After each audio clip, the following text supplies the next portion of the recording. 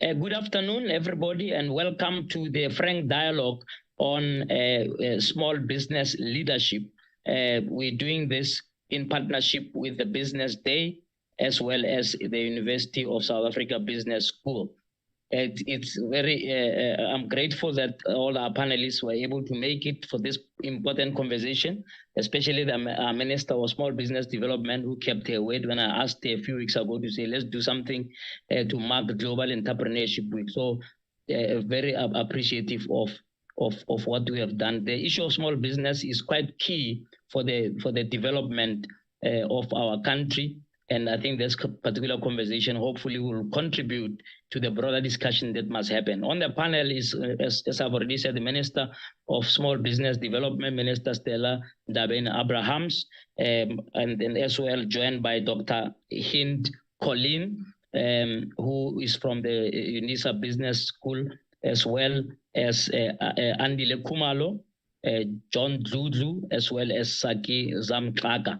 Who will introduce themselves in terms of the organizations that they are representing as we go through the conversation. So thank you very much once again for joining this. To kick off, I will ask the Minister to just talk, to sketch in a few minutes. Minister, we'll have a chance to all have a contribution. I don't expect you to deliver a keynote speech or anything like that, but just some provocative thoughts about the state of small business in South Africa. What are the impediments in this sector?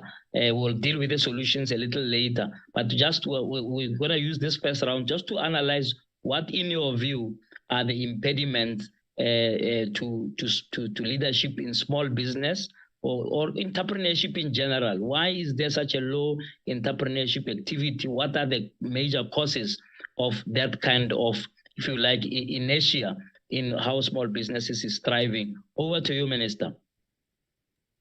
Thank you so much, JJ, and good afternoon to all the panelists and the listeners in their respective areas. Of course, there's few things that indeed are an impediment to the success of the small businesses. The first one is the access to markets, the access to financing. The third one is the importance of the business development support that must be provided to all those that are in need of the services. But at the center of it, some of the red tapes which talk to the disintegrated systems that government has, including the legislative review that still prohibits many small businesses from participating in the economy as we would want them to participate. Whether you look at the procurement processes in South Africa of government and also of the private sector, because still there are those that are still closing their value chains and not opening up for small businesses. But even government itself, you find that there's a lower uptake in terms of the procurement spend towards small businesses. And right now, I would like to just stop there to say the regulatory environment, to talk about the access to financing, access to market, and the business development support that is required.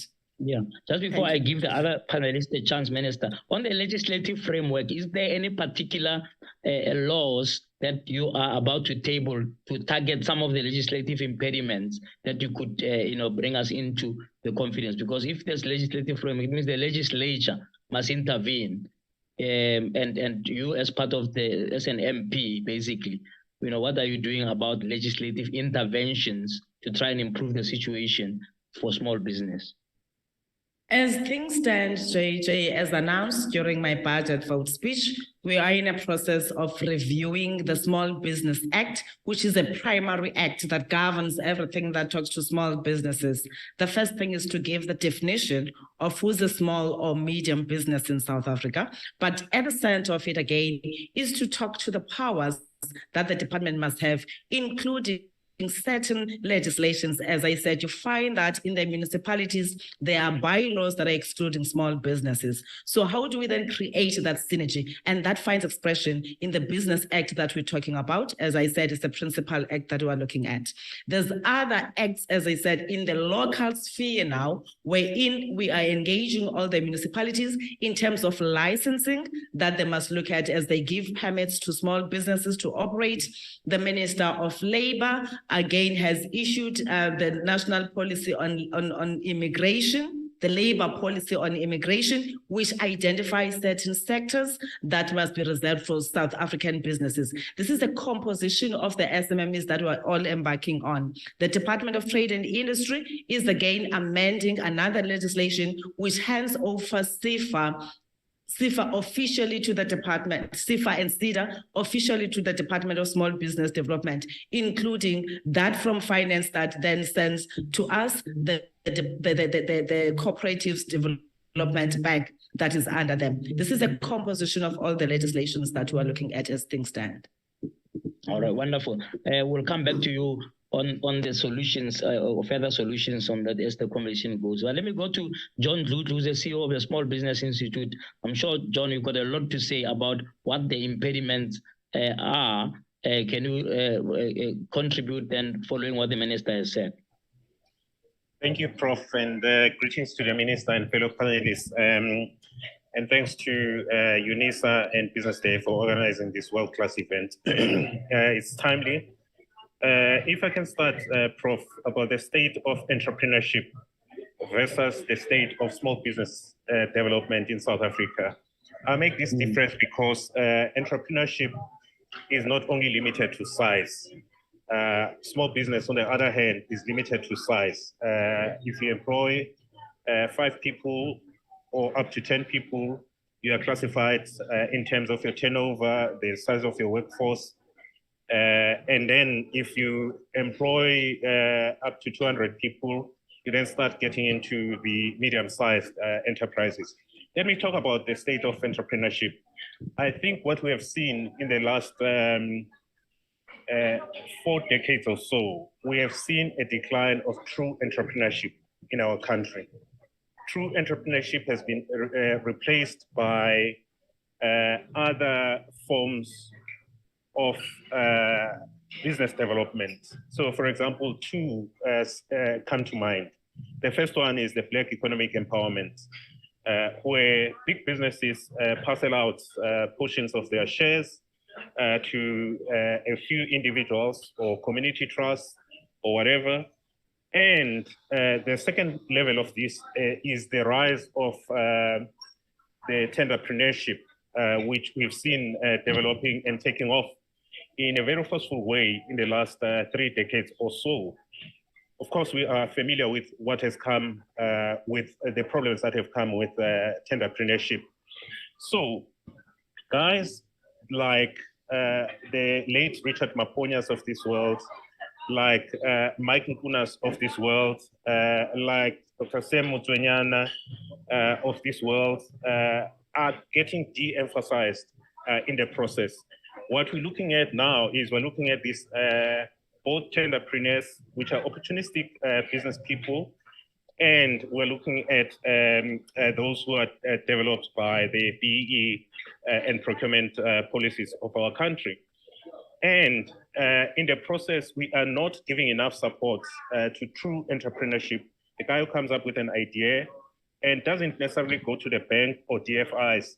The first funding comes from family or friends, loans that they give to back this idea. It is only when they come to the expansion part that they rely on formal DFIs or on the banking sector. The other thing that has impeded entrepreneurship in South Africa is the lack of the culture of patriotic venture capital.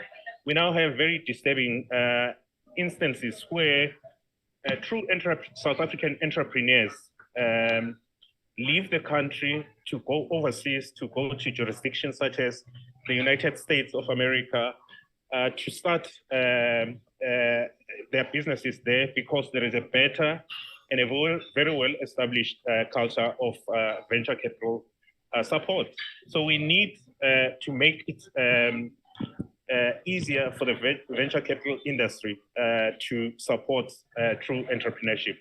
I will later on touch on small business development, but let me stop here, Prof. Yeah, if you can just touch, before I let you go there, John, if you can just touch on the, oh my God, my camera is refusing to switch on. All right. If you can just touch on the impediments, in a sense, slowing down small business? Because it's important, and I'm glad you made the distinction between entrepreneurship and small business. I would like to deal with both in this conversation, but more focus on small businesses. Given that you are doing a lot of work in Small Business Institute, what are the 2 or 3 top impediments that, as we speak now, are making it impossible or difficult for small businesses to thrive?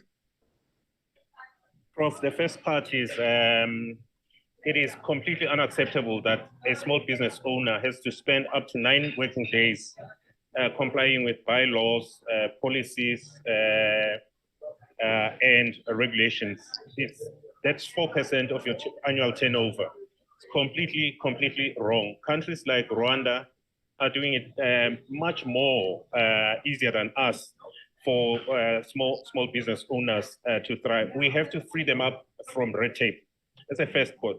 Second point is obviously we all have to say, we have to put a commitment to what we say. If we say in our country by 2030, 90% of all jobs must come from the small business segment of the economy, we must demonstrate with our actions.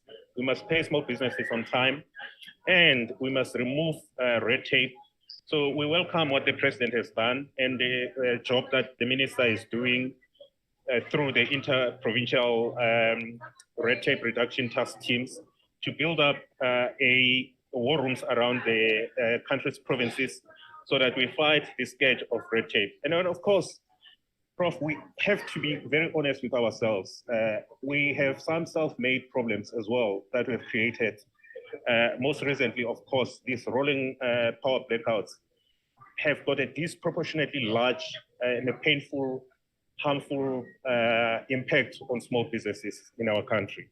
So I think if we work in a dedicated way to free up small businesses, big business segment of the economy will benefit as well. Yeah. Andile, can you intervene there? Because John mentioned a lot about the kind of entrepreneurs that have come into the business and so on. I assume that those can also be found in the small business fraternity. What would you identify as key impediments that have not been dealt with? And I know that this conversation can't possibly be new. I'm sure this type of conversation could have taken place 20 years ago, and with some of the things that are being said now still being repeated. Your view there, Andile? Thanks very much, JJ. Greetings to everybody on the panel, and of course, everybody that's joining us online. Yes, you're right. It's not a new conversation. We are likely to agree on most things. I don't want to repeat all the things that John and the ministers already said. I would just add, JJ, if there is one thing that every single business person, particularly small business person, hopes for, is the one thing we haven't had in South Africa, that's economic growth. So we have a sluggish economy that has obviously suffered, like most economies in the world, with the pandemic that's kind of affected us in the past 2 to 3 years. But we've also got our own goals here in South Africa that makes economic growth very, very, very difficult. Paramount amongst which is what we are all going through today, is yet another stage of load shedding. So we can talk about things that affect small businesses specifically, maybe legislation. But I tend to always think, even if you fixed a lot of these issues, if it was easy for me to start a company, if I didn't have as many loops to cross in order to start my business, as John was referring to the red tape that might be there. And even if I could get the funding, do I have a business? Do I have customers that will buy from me, that will pay me on time? And do they have customers that will buy their products? Do I have a vibrant economy that's open enough, that's big enough, that's growing fast enough to allow me to run a successful business? That's the thing that keeps me up at night as a small business person. It's just the ability of my customers to stay in business. Every other day, we are all inundated with businesses that are shutting down for one reason or the other. And I think that's probably the biggest challenge. And kind of linked to that is something that's worrying me, and maybe the minister can allay my fears, is the talk that's happening on the streets lately around BEE. And I know that it's kind of focused on things like localization, etc. But BE is such an important policy to stimulate SMEs in South Africa. And it's quite weird that in South Africa we talk about black business. We should be talking about white or Indian business, because in the main it should be black business. That's why we've got 8/10 of the population being African, right? So business in South Africa needs BEE, because you're dealing with the vast majority of the populace not historically having access. So when you start whittling away, or at least giving a message as if you are whittling away this important policy, I start wondering, what's going to get big corporates the incentive for them to be buying from me and every other small business out there? Because frankly, it's just easier for big businesses to buy from other big businesses, right? They got scale, they got better prices, they got hundreds and thousands of employees and billions in their balance sheet.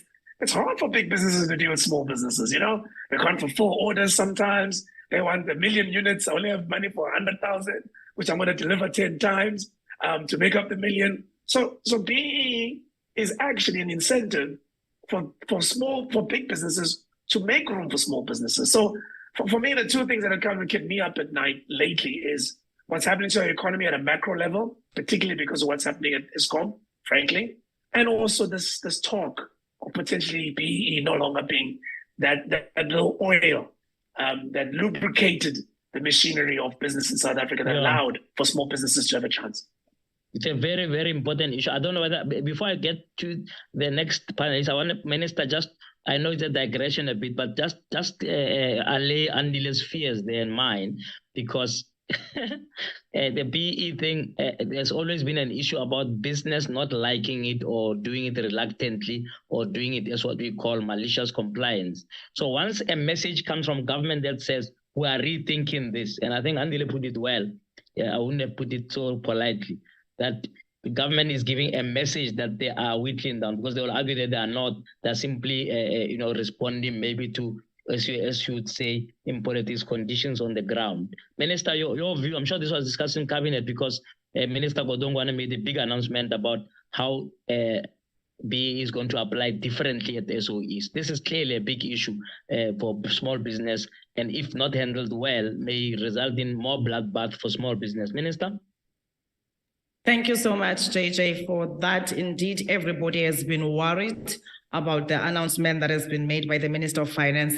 But I just want to highlight one thing, that as the department responsible for small business development, we are engaging National Treasury on the matter. We have requested that we have a meeting, because if they are saying they're going to do away with the triple BE, which benefits largely Black small businesses in that space, ours is to say, how do we then make sure that in the procurement bill that they spoke about, that they'll be bringing to cabinet and to parliament, it finds expression wherein they're able to say these components must be given to small businesses.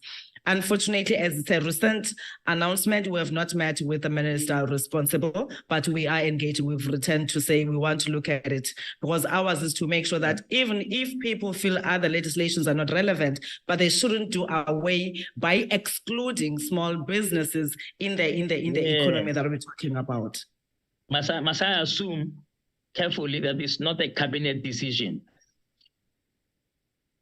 Can I then say I will provide the detailed response after the engagements with National Treasury? All right. That's a nice way of refusing to answer the question, but it's fine. Let me go to Saki Zamtraga there from Gauteng Enterprise Propeller. What's keeping you awake there, Saki, in propelling small business? Because obviously you would be focusing on Gauteng, yes, we understand that, but that will give us a good idea of what's happening in the rest of the country. No, thank you, JJ, and good afternoon to the panel and everyone on the discussion. I guess all of us, we put the disclaimer now of the confusion that's coming out of the pronouncements by the Treasury, which we still need to know. But one thing that was very interesting for me, which was happening prior to this, is that I think the BE legislation was starting to be effective in getting corporates to do a lot more on enterprise and supply development. So So there was a little bit of momentum that was being built. I mean, you saw a lot of mushrooming of purchase order financing entities, contract finance entities, ESD entities that were coming in. And I think there was, a positive momentum out of that, where then comes to the next point of what kind of support gets into SMEs.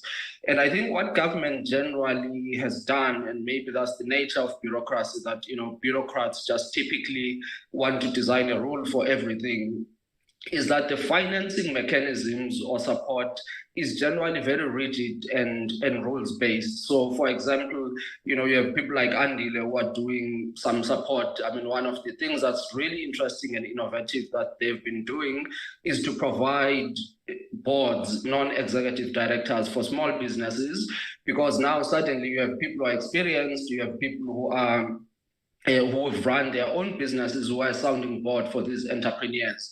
But again, if you look at those kinds of models, they're not your typical, incubator models. They're not your typical SETA accredited courses, and. So I think where, a lot more needs to be done is there is money in government, but a lot of it is tied up in rules. And that's what we've done. I mean, at the GEP, we've set up funds in partnership with the ITC, in partnership with SME and a few other entities, where we said we're gonna do away a little bit with the rules-based approach of, we wanna tick how many jobs you're creating, wanna tick this and tick that, and of course those things are important.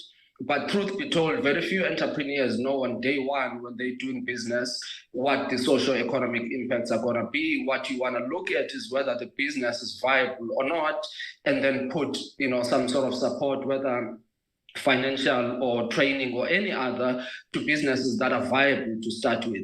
So for me, if there's anything, I think you need, people in government that are a lot more entrepreneurial in their approach and are moving away from, these rules. We've seen DTI with the Black Industrialist Program, which has not really been effective because, what starts first? You must have equity in this business for you to qualify for a grant. So I think, there's a lot of tripping over ourselves where there is money, but the money is not going to entrepreneurs. And I think there's been enough experience to show what are the things that work and the things that don't work. And I don't think there's been enough agility in dealing with those, because, I mean, for me, the only way you're going to really resolve this problem is money. But the money comes in different ways. It may be that certain entrepreneurs need training, they need access to market, they need, but access to market may mean paying somebody who does business development for you, may mean having a board that gives you access, gives you advice, and so that would be my contribution first. Thank you, JJ. Okay, but there has been a lot of buzz about township economy. And in fact, the Gauteng government has passed a law or regulations just recently about that. A lot of song and dance about it. Is this, in a way to try and resolve the issues that you are raising, that where you give township or you almost impose obligation on government and small and big business to actually spend money in township economy? Would that, was that meant to sort of resolve these issues, or it's going to be another layer of bureaucracy or unfulfilled promise? Yeah, so JJ, you're right. I mean, the intention is exactly to try and do away with the bureaucracy, but I think the test always is, who are the people that are dishing out the support and implementing and administering the act, and whether they're going to make it bureaucratic. Because in essence, I mean, if you look at it, historically in South Africa, we've had this discussion, under the first two administrations, there was this concept of two economies, that South Africa has two economies, the developed and the underdeveloped one. And there's always an attempt to say, what are the things you must do to deal with this? So in Gauteng, yes, a lot of the historically disadvantaged individuals have been in townships, but you go everywhere in the country, it's either rural or it's townships or CBDs that have degenerated. The point is, you need to have dedicated focus to those who are not having access into the economy. So that's the intention, and I think that's what needs to be kept in how this is administered, so that it doesn't get caught up into, what is a township and not a township, what forms of support, what must be done. What you really want is a focus, on getting into entrepreneurs. Of course, when you look at, some of the underdeveloped areas, which then puts, focus as an example on municipalities, part of the problems are structural and legislative. Let's say bulk services. So a municipality will say, well, we can't have a business in a residential area because the bulk infrastructure does not support it. This is a tiny room which was meant to be, 4-roomed and have one family.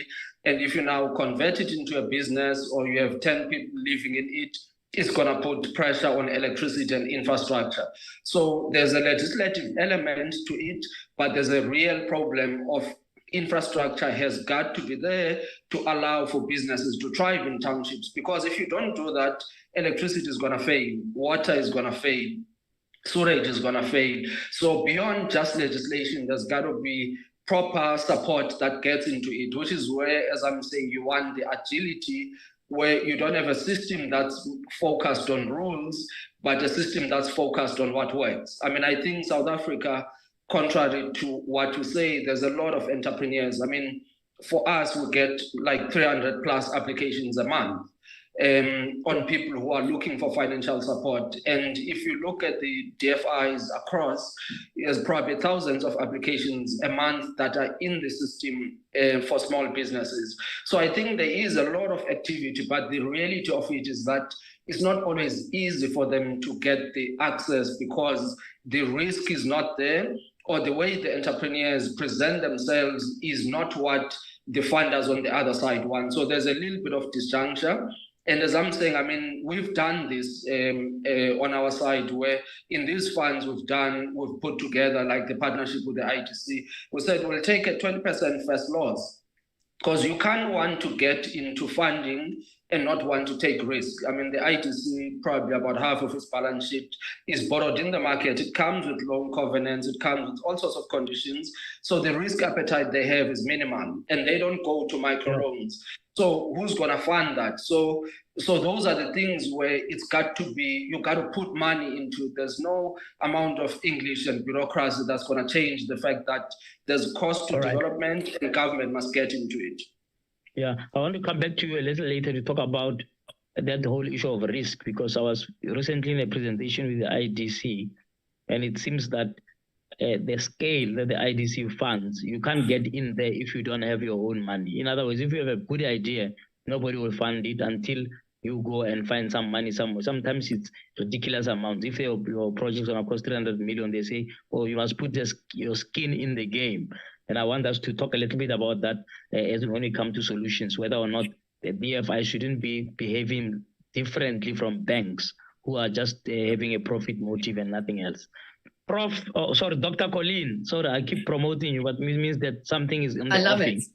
it. Are you going to adjust my salary as well, Prof. JJ? Please. No, that'll be great. Happen, but let's get you appointed professor first. But let's please guide us. I want you to also lead the discussion on the solutions. You have heard everybody. You've heard what the impediments are, and I'm sure this is part of what you are sort of studying or getting your head around in your day job. So just enlighten us there how we can approach this issue, given all that the people have said about impediments. It looks like a bit of a dead end. Even an entrepreneur or a small business person was listening to this. So far, they won't be too encouraged. No, for sure. And maybe they should be encouraged. But a key theme that does come up is the red tape and the bureaucracy. And the encouragement maybe, JJ, stems from, if you look at the latest report from the Global Entrepreneurship Month, it actually shows that our startups in South Africa have increased. And that's encouraging. However, I'm reminded by what Saki said. We are tripping over ourselves, because it's about getting a startup to a scale up, to getting that business to grow, to getting that business to provide more employment. And businesses don't seem to get beyond that point. And even businesses like Andile made a good argument for BEE legislation. And I'm all for that. But even businesses, small businesses, startups that qualify for BE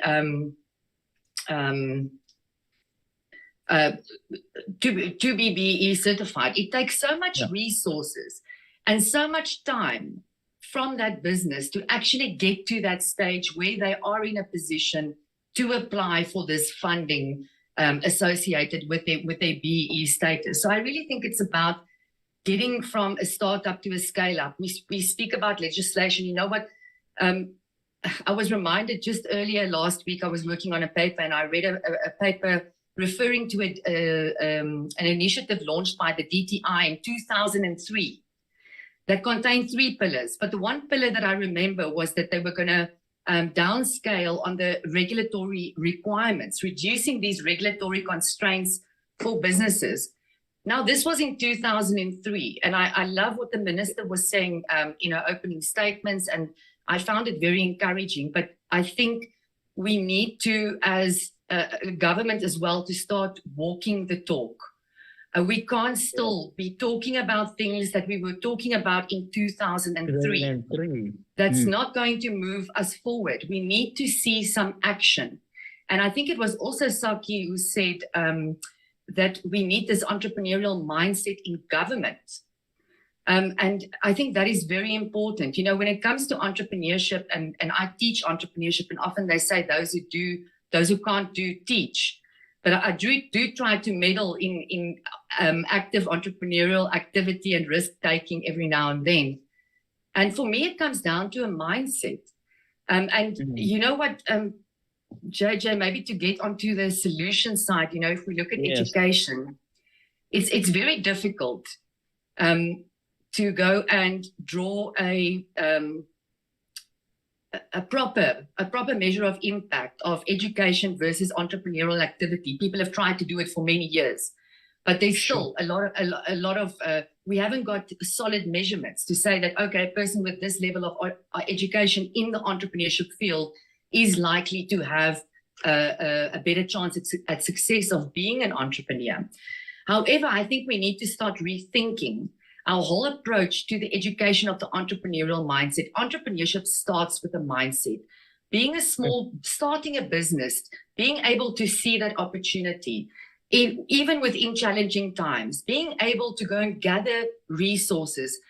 Those key elements of entrepreneurship is a mindset. And it stems through in every aspect of our lives, not just in business. You know, you can be a mediocre mother, for example, and never find solutions to your children's problems. Or you can, I recently did a study amongst mothers, that's why I'm talking about mothers now, and how entrepreneurial mothers are in their actions towards motherhood. And I think that education needs to start at a lower level in schools. We need to develop that mindset within our children. Within universities, yes, curriculum design, I think, needs to start becoming more aligned with what's going on in real life, with the true challenges that entrepreneurs are facing. On a South African level, I've gone through a lot of the curriculums taught in South African universities and colleges on entrepreneurship, and I don't think we're doing that bad. I really don't. I think in comparison to the rest of the world, the academic curriculum is there, but we need to evolve it even further into a level of support for the entrepreneurship, a kind of getting educated on the job. So universities need to move beyond the classroom into support structures, into establishing networking facilities where entrepreneurs can be networked and connected with each other, because entrepreneurship can be very lonely, so that they can support one another, but also be connected to resources. So beyond the classroom, moving them into kind of incubators where they can get support and access to this finance. Yeah. Can I just ask you there, Doctor, whether that was not the purpose initially of what are now called universities of technology? They used to be called technicons. That we try to move our education system more towards practical hands-on experience, so people don't look down on technicons or colleges or university of technologies. But actually, we encourage more of that so that we got people who can then go into areas of the economy or areas critical for the economic growth that Andile was talking about. Are you saying that even in the university landscape, we're still talking about this so-called move to practicals? Absolutely. And I think it was a sad day when those technicons kind of faded away, but I see there is a big move to bring them back. And there's a lot of private universities also establishing these practical, technical curriculums. And this is what we need as a country right now.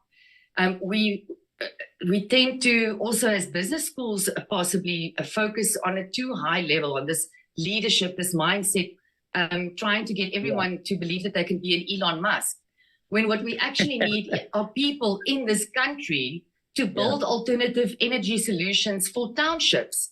And even if they start on a small scale, you know, I know of people who are going through a bit of a conundrum in a certain municipality where garbage removal has just, because suppliers haven't been paid, trucks are not serviced. Garbage removal is now happening once every 3 weeks. I'm not even I know some of you might live in that municipality, you'll know what I'm talking about. And entrepreneurs have now been stepping up and saying, but I'll charge you $50 to take away your refuse removal.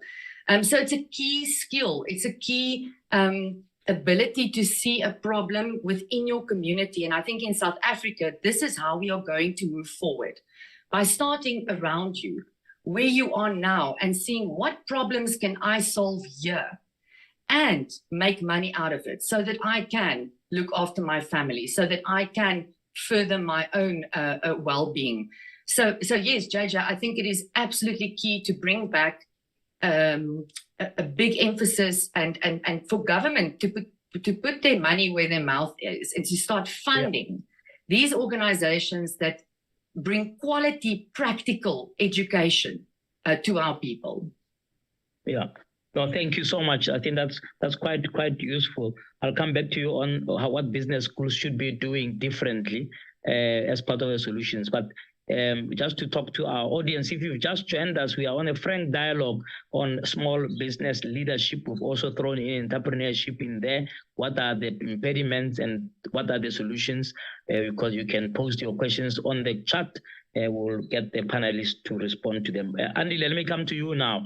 And to say, what are the 2 or 3 big solutions? I thought the issue of mentorship could be linked to what Dr. Colleen just said, because I'm not sure whether there is enough mentorship for businesses, because of the high unemployment rate. People who are not business people at all, who don't even have a single business bone, try to make a business and say, you know, and John earlier on talked about tenderpreneurship. Some of the tenderpreneurs were born that way, to say, what can I do to survive? Let me get a tender. You know, somebody who has a particular idea of building, they've never laid a single brick in their lives. Then they get a tender to build a Montrose. You know, there's a big development in the Western called the Montrose.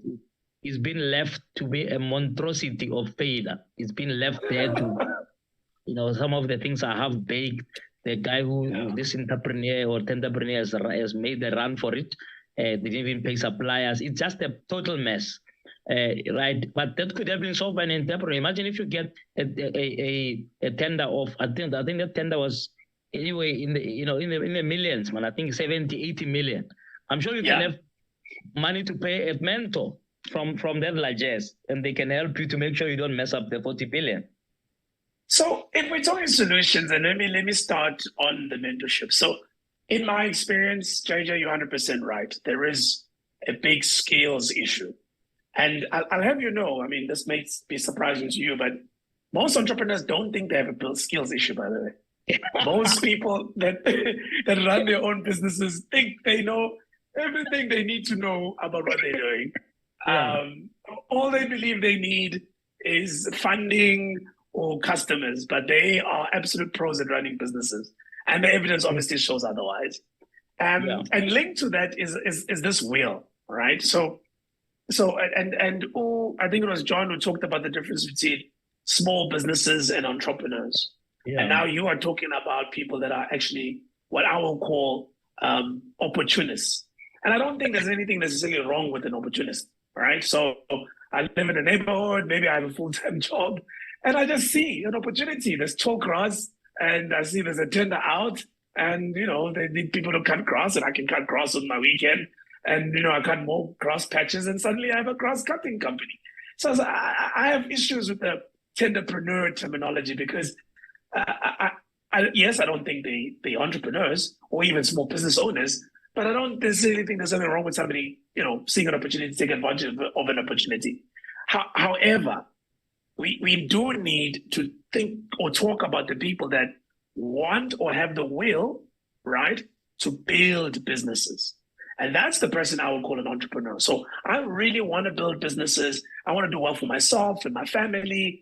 And I want something a little bit bigger than me. I don't really do it also to employ people. That's almost a consequence. Like I have to have people so I can build my business. Because I know there's a lot of talk about job creation. I don't think entrepreneurs wake up every day and go, oh, I want to go and hire people. I think entrepreneurs wake up every day and they go, oh, I want to build a business. And hopefully that also gives, an opportunity for people to get work. So I think that the mentorship issue has to be in the context of helping people that really want to build businesses, not people that just want to take chances or opportunities. I don't think they'll be interested in any event.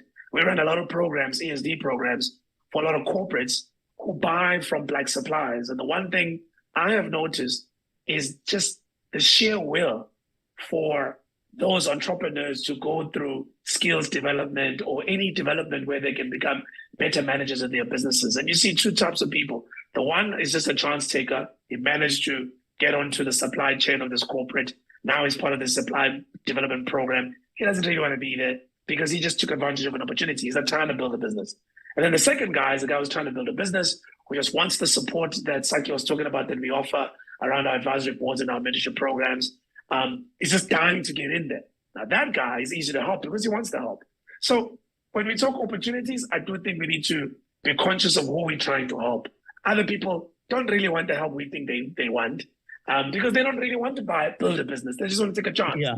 We need to find that person, that girl, that guy who really want to build a business, want to learn how to be really good at it. In fact, don't really want funding because, they think about paying it back. So they're trying their best to maybe just get customers so they can sell more product, make a profit, take that profit and reinvest in their business. But once somebody opens a conversation on funding, that's often when my mind shuts down because they haven't even told you about their business yet. They haven't even told you why they need the funding. In fact, in their heads, for me to start, I need funding. That's not often always the case. So yeah. I would have to say my biggest lesson is don't make the mistake of assuming that everybody that's out there running an operation actually needs or wants your help. A lot of the people that are out there are just opportunists, and the big help that they want is to win that tender. That's really all they want. Yeah, that's interesting. Thanks, Andile. I think from just what you are saying, it links to the solution that was put on the table about mindset education. For me, I look at it as mindset awareness. Because we need to take for granted the fact that once you start a business, it's okay, people will just move on and do it. Absolutely. But maybe we need to do more.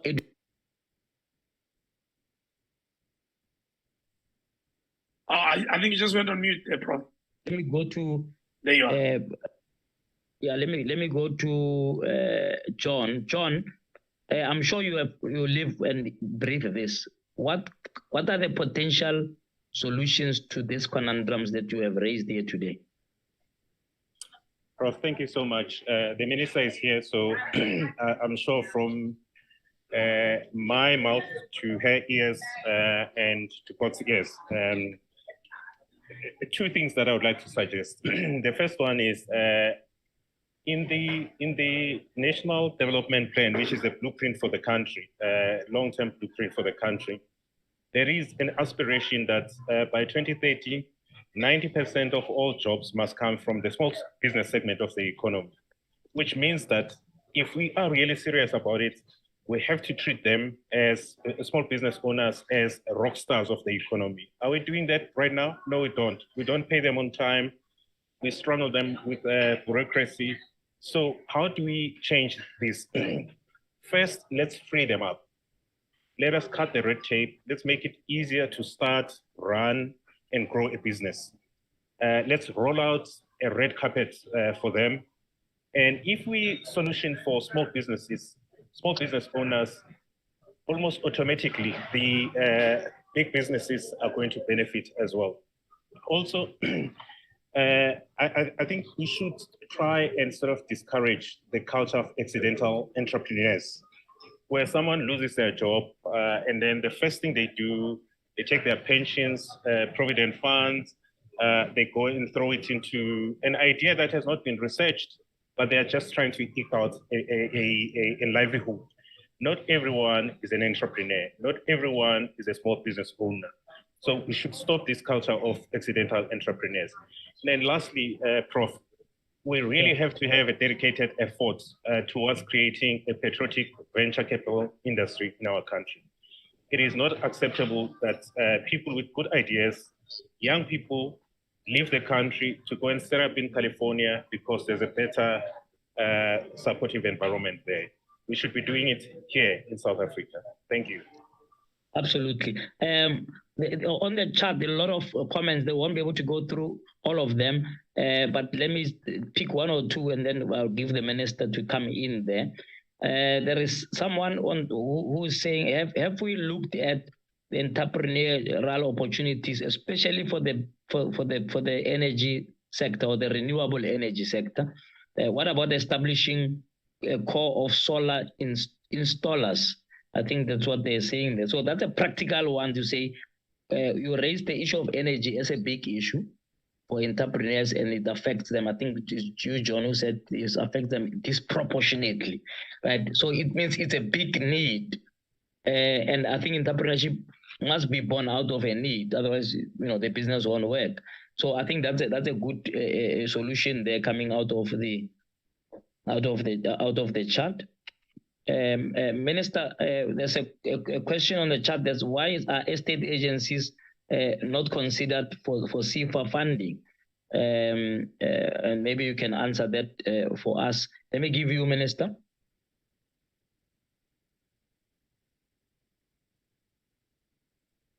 Is the minister still cut off? Thank you so much. Oh, all right. Can you hear me, JJ? We can hear you, Minister. Go ahead. Hello? All right. Hello, okay, first, thank you so much. Let me just make a comment on what the caller has asked. We are reviewing our legislation in relation to looking at all sectors. I've been advised by the team at CIFA that the reason they had to scrape off the estate agents was because people will come and borrow money only to find out that the houses that they are buying, saying that it's for commercial use, they then use them for their household needs. Therefore, it means they get homes through the money. But we said, let's review that because indeed, this is a space that lots of Black small businesses can participate in. But just to get to the other point again that was made in relation to the opportunity that is presented by the energy crisis that we have created a scheme even on the Township and Rural Enterprise Program that goes up to 1 million rands. We are going up to 15 million rands for businesses that have innovative ideas. If you looked at the Youth Challenge Fund, for example, that we launched, we did say we are giving space to new innovations that look at energy, that look at ICT, at pharmaceuticals, at manufacturing, and the infrastructure support. And this cuts across all the other schemes wherein we're saying small businesses can utilize this opportunity to come up with solutions. On the solar part, the small manufacturing enterprise support that we provide, again, talks to that. So there's lots of schemes that we are providing to say, entrepreneurs, this is an opportunity for you to provide solutions by exploiting the challenges that we are facing. Just lastly, JJ, before you move to other panelists, on the issues that we keep on talking to, the lack of access to funding, and I do not want to say we do not have enough funds. We do have, as the other speaker indicated, but the issue is access, which is what Saki was talking to, which is why we're engaging the big corporates too. We are in a process of establishing an ESD forum to say, first things first, how do we utilize the existing legislations that are there? If you look at the contribution 3%, which is about 32 billion rands, it's underutilized. It's because of the stringent processes that they put under the ESD fund.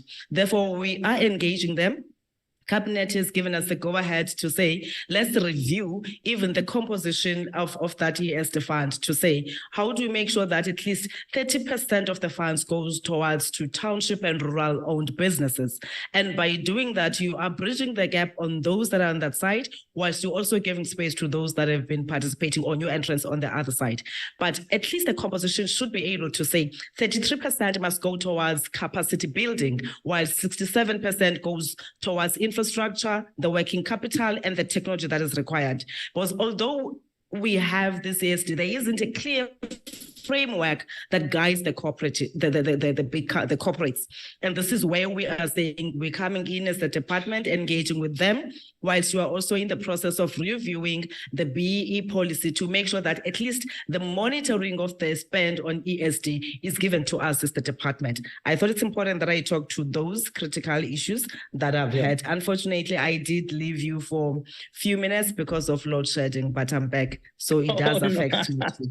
Well, you're telling us. So, Minister, before I let you go, one or two questions. One, someone is asking whether you have analyzed how much corruption may be slowing down the development of the business. Secondly, on funding, on top of what you've just said now, one of the messages say here is very discouraging that when you apply for funding from DFIs, it can easily take 10 months for you to get a reply.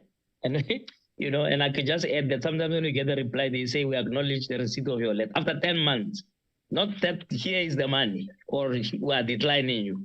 So I don't know, quick comment on that before I give Saki. It is true, JJ, what the caller is saying. We've heard it from the SMEs as we engaged with them.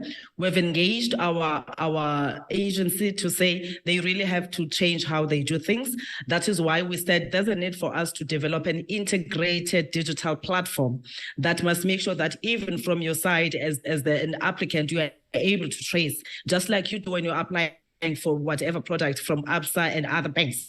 So people should be able to see that now I have not provided the relevant documentation or it is SIFA's fault that is there.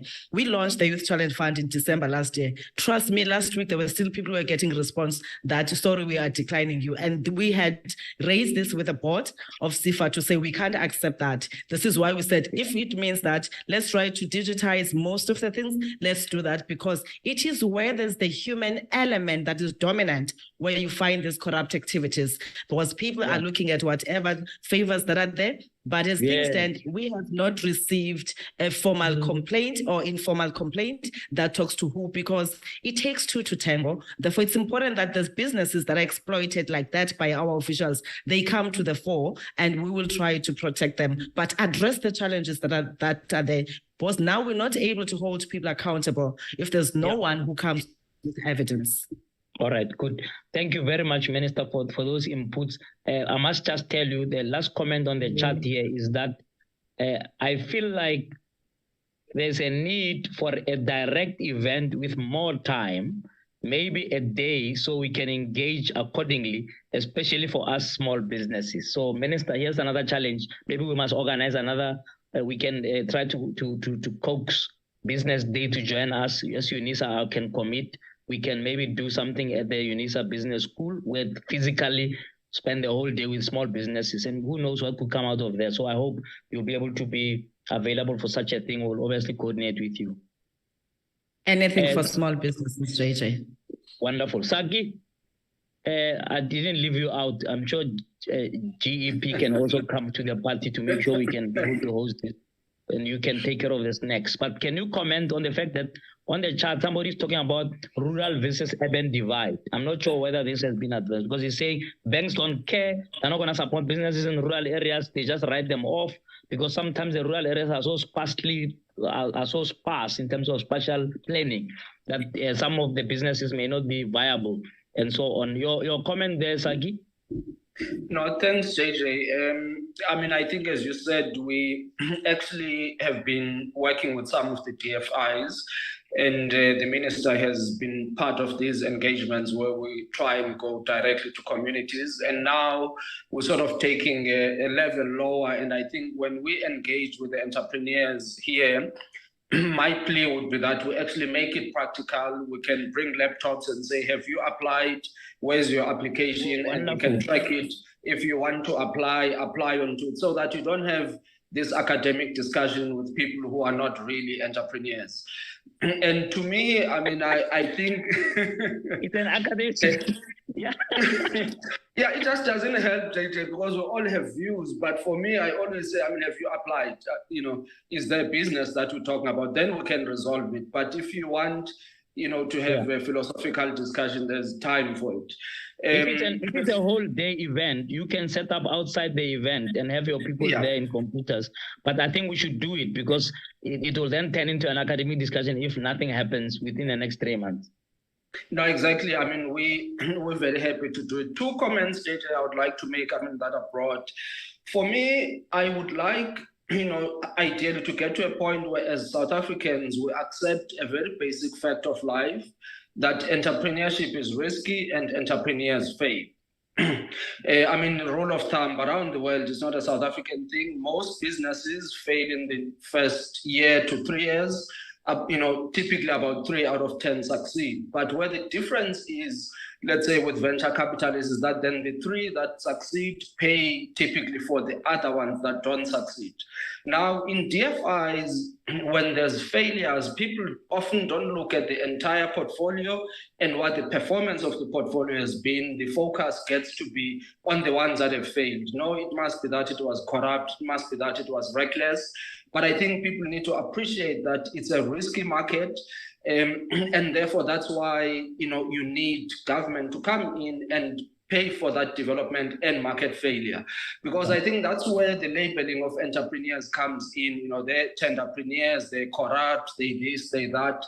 But it's not always the case. And people will be opportunistic. That's what business is. You can't really legislate that. And the second thing is that I think when there are mistakes, we're often also quick to put a rule for them and try and say, X percentage will go to youth, X percentage to women businesses, X percentage to training, X percentage to this. Often, again, those things trip us, because what if then a very viable business proposition comes in, but it needs 50% to gear it? And beyond that, it's not going to be viable, but your rules limit you to 20% that you can put in other forms of support. So that's why I was saying the entrepreneurship spirit also needs to be in the people that are making the decisions, so that the funding gets to where it needs to be. I think in South Africa, both in corporates and in government, there's a lot of money. We, on a good day, have about 9-10 trillion rands of assets under management. I often say, even if you put 1% of 9 trillion, which is 90 billion, into risk capital, that's a lot of money for the size of this economy. So and there's ESD, there's CSI funds, but just the bureaucracy to enter into them, and you end up having the money going to trainers, to mentors, to coaches, than it goes to the actual entrepreneurs who need it. So for me, I think if we can be more focused, do what we're doing, take more risks, get into entrepreneurs, and maybe take a lot more of the negative labeling out of it and just accept it's in the nature of it. People are going to be opportunistic. They will do what they need to do, but they need to be supported. And the DFIs, like your ITCs, my view has been, I would rather have an ITC that's a 20% size of what it is in terms of balance sheet, but takes real risks in the economy. What's the point of large balance sheet, but you're not taking risks?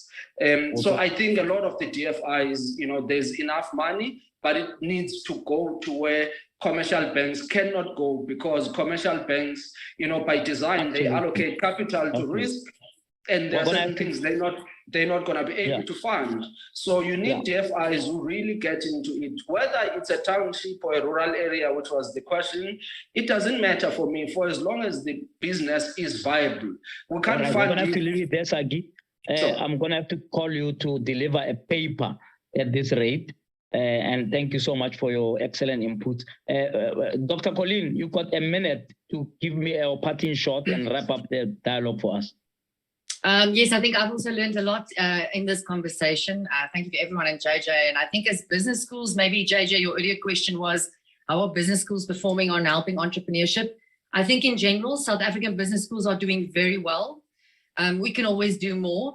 But I think if you look at the initiatives that specifically business schools, South African business schools are launching to incubate, to help. At the SBL, we've got the Rural Urban Linkages Program. We've got the Business Clinic. We're also now launching the Biz Hub. And this is all aimed at helping small business owners. And I'm sure that, and I know of many such and similar programs in other business schools. So yes, and I think, maybe if we could just get a bit more encouragement from or involvement from government in these projects or similar projects. They don't necessarily have to come to us, but similar projects, I think that can really, really benefit small business owners.